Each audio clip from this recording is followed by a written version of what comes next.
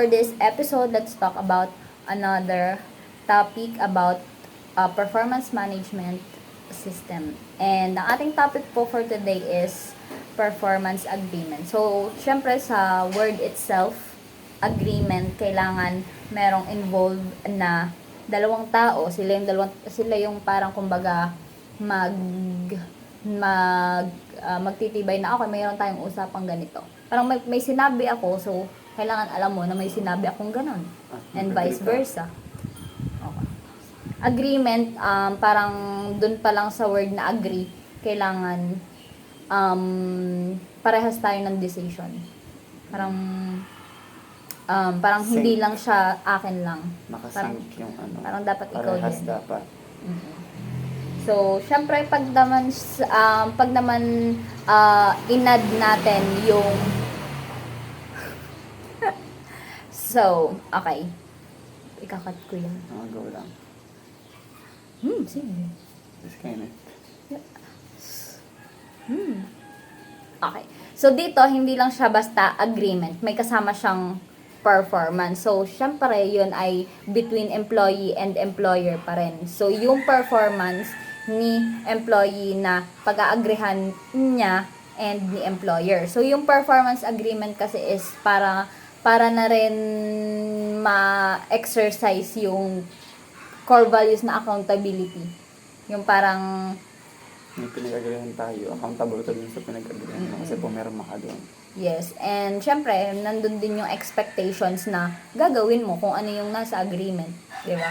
Parang hindi lang siya pinag-agreehan, parang dapat nandun yung aim na gagawin mo siya. Yung nandun din yung kasiguraduhan na may magiging progress kasi nga meron kayong agreement. So, meron siyang mga steps na kailangan nating sundin para magkaroon tayo ng effective performance agreement. So, una na nga dito is yung kailangan una pa lang alam na or parang dapat una pa lang clear na yung expectations ko as employer kay employee and si employee kay employer. Kasi syempre dahil nga dalawang tao yung nandun sa agreement, kailangan hindi lang si employee yung may expectation. So, dapat si employer.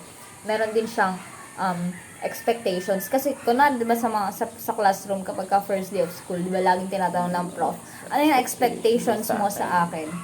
Di ba, tapos, oo. So, di ba, lahat yun, sasagot doon. So, syempre siya, hindi man niya sabihin, may expectations din siya sa mga estudyante. So, same with the company din or sa organization. Parehas may expectations yung dalawang party involved. So, gaano ka-importante na nagsaset ka ng expectations kung ikaw si employer? It's, for me, it's beyond important. Kasi sabi mo nga, kailangan malino siya sa simula pa lang. I mean, importante siya kasi, kung in sync kayo at kung may pinag-agreehan kayo, at least meron kayong, kumbaga, accountable kayo sa isa't isa na kumbaga, pinag-usapan natin to, this is what we should have. I mean, importante siya kasi, for example, ikaw as employee, tapos ako yung i-hire mo. Ikaw yung employer, ako yung i-hire mo. Kumbaga, ang nakalagay sa iyong job description ay parang naghahanap ka ng isang mechanical engineer. Ay ako, industrial engineer ako, ay yung ang nakalagay sa job description ng iyong hiring ay mechanical engineer, wherein yung skills ko, though meron ako nung ilan dun sa mga skills na yun, wala yun. Kumbaga, ang expectation mo na isinet ay yung mga nandun sa job description mo na parang maalam sa ganito, maalam sa ganyan. Hindi lahat yun meron ako kasi industrial engineering ako, though we're on the same field of it, nasa engineering kami. Hindi kami magkaparehas ng skills. Kumbaga, meron kaming magkaibang forte, kung tawagin. And ako, bilang employee na i-hire mo, tatanungin mo ako, what is your expected salary, di ba? Na parang, at least, aware ka doon at may pag-aagrihan tayo ngayon na expected salaries. For me, it's really beyond important to have this expectation clear at the very first pa lang. And ano lang, hindi lang siya dapat nagsiset ka ng expectations, kundi dapat clear kung ano yung ina-expect mo doon sa ano, either sa employer or sa employee. And yung next steps kasi natin is yung to build in milestones. So, ano, parang is it okay na yung pagsiset mo ng goals is achievable based on the ano, parang given internal or external factors na meron sa company, or yung parang i-challenge mo yung organization or yung company nyo na mas parang nandito ka pero mas mataas pa. I mean, maganda na mag-set ka ng goals na achievable eh. Kasi parang considering na, halimbawa, for me, ang workforce ko 100. Siyempre, yung isa-set kong goal, yung kaya lang ng workforce na 100. Kasi yun lang, that's the resources that I have. Pero, I think, mas maganda na i-challenge mo yung, yung, ah, mas i-challenge mo yung company nyo to achieve greater things na beyond naman sa inyong capability. I mean, i-challenge mo siya knowing the risk and the consequences. I mean, you have to have this risk and consequences. Kasi, pag hindi mo siya alam, delikado ka eh. Kasi, ang daming, itong risk and answer, at itong mga consequences na to, it poses negative things about the company na pwedeng, for example, nag-commit ako na makaproduce ako ng 100 sapatos kung okay manufacture ng sapatos. Pero hindi siya kaya ng workforce ko kasi ang kaya ng workforce kong i-produce 50. Kung i-challenge yung aking kung yung aking mga yung aking company to produce yung gusto mo na 100, risky siya. Pero kung alam ko na kaya ko naman siyang gawin possible siyang gawin by halimbawa i-shifting ko naman yung mga workers ko, like okay, pasok ka ng ganitong shift, then pasok ka ng ganitong shift. I mean, shifting schedule naman, ang dami kasing ang dami kasing ways para ma-achieve ko yun, and I can try that. Pwede ko siyang pwede ko tingnan yung probability of achieving that, and I think mas maganda siya kasi 'di ba, na-challenge mo yung company mo, and through Ganda that yung you achieve greater things by knowing, of course, you have to note that knowing the risks and the consequences of that success na ina-achieve mo.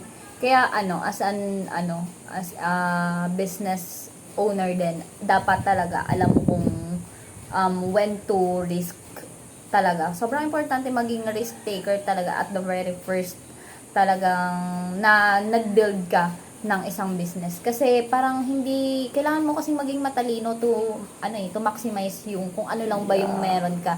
Na mamamaximize mo yung meron ka, but at the same time, malaki yung mababalik sa'yo. Kasi diba sabi mo nga kanina, kung when it comes to producing goods na akala mo makakaganitong quantity ka lang, pero nung minaximize mo na maayos yung resources na meron ka, hindi mo akalain na higit pa pala doon yung kaya mong ma-produce. And then syempre kasi 'di ba pagka marami ka namang na-produce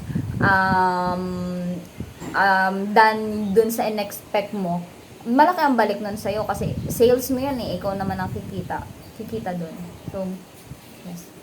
And yung third steps niya sa performance agreement is yung meron kayong agree on terms. Parang sabi nga dito is two-way street dapat ang isang performance agreement. Kumbaga, hindi dapat papaganto ka lang. Kailangan may papaganyan at may papaganon. Yung parang nagsasalubong kayo sa kung ano man yung...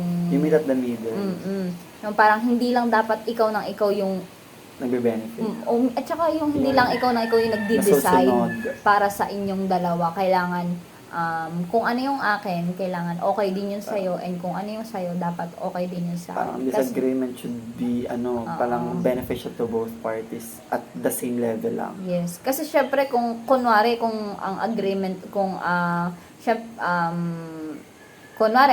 kung din nga, employee-employer, so, ako as an employer, tuturuan kita. So magbe-benefit ka doon. And at the same time, kapag ka natuto ka, dapat magiging asset ka ng company namin. 'Di ba? So, parang, para siyang give and take na din. Na, hindi man, kailangan din kasi talagang parang kumbaga, maghigpit. Parang for me kasi yung agreement is yung paghihigpit din sa isang organization na, hindi ka pwedeng hindi ka pwedeng basta lang gumalaw.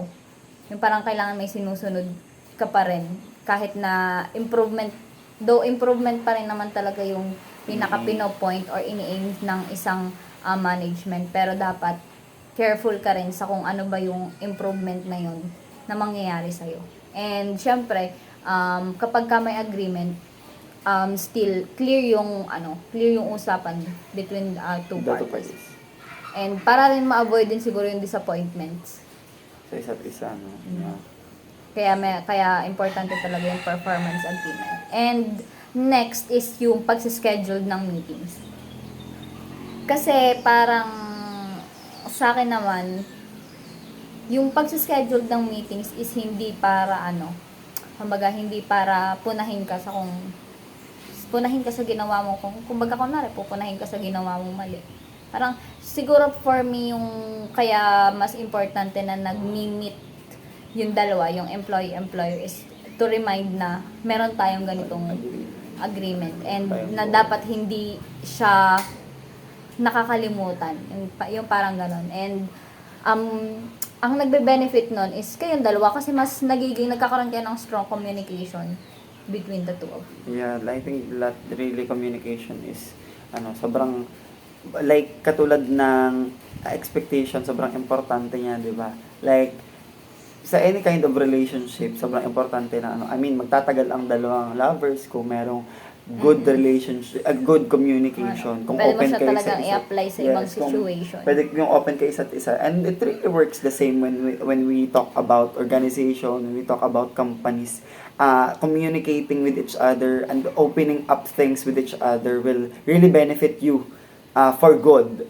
It will impact positively kasi parang alam mo yung terms na gusto mo, alam ko yung terms na gusto mo, alam mo yung terms na gusto ko, and we meet halfway. Okay. So, yung last step naman is yung to establish outcome, results, and consequences. So, when we talk about this step naman, yung pinagtutuunan ng pansin is yung transparency. Kasi kailangan, kagaya nga na sa step 1, di ba sabi, kailangan alam siya, both parties. So, dito naman is, kailangan naiintindihan, nandun na yung understanding ng dalawang parties involved sa kung ano ba yung magiging consequences kapag hindi na-meet yung agreement. And dito sa number 5 is ang iniiwasan naman dito is yung yung pag hindi pagkakaintindihan or yung argument na pwedeng magsumibol sa dalawang parties.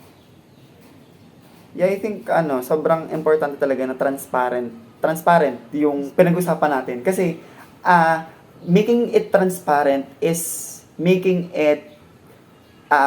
everyone aware dun sa pinag-usapan natin. Na kumbaga, hindi mo pwedeng ibanter sa akin or hindi mo pwedeng sabihin sa akin na hindi ko alam yung terms na yon kasi nag-usap tayo kung nagpermahan tayong dalawa. Kumbaga, making it transparent is telling everyone na ganito, nag-agree tayo sa ganitong terms, hindi ka pwedeng magreklamo sa akin in the near end na hindi mo to alam kasi I made it clear the very first pa lang na ganito yung terms and conditions natin. Pero I think sa iba talaga situation nangyayari siya. Yeah. Parang not all agreement talaga is nagsasucess. Nandiyan talaga hindi mo talaga maiiwasan yung mga lapses. That's why communication is really important. Kaya dapat mas nauna talaga siya before, 'di ba? Kaya because 'di ba, the recent step is about communication. Kaya dapat kung after ng communication, 'di ba? Having that kind of communication, it will yield transparency naman sa pinag-uusapan niyo. So parang bago ka pa lang mag-come up dun sa outcome result, kailangan na pag-usapan na siya. Lalo kung meron ngang hindi pagkakaintindihan. So parang bago kayo magpunta sa last step, kailangan clear talaga tayo dun sa second to the last step. So, yun. I think that's it. Yeah, I think that's it. So I think that's it for today's video. Bye. See you on the next one.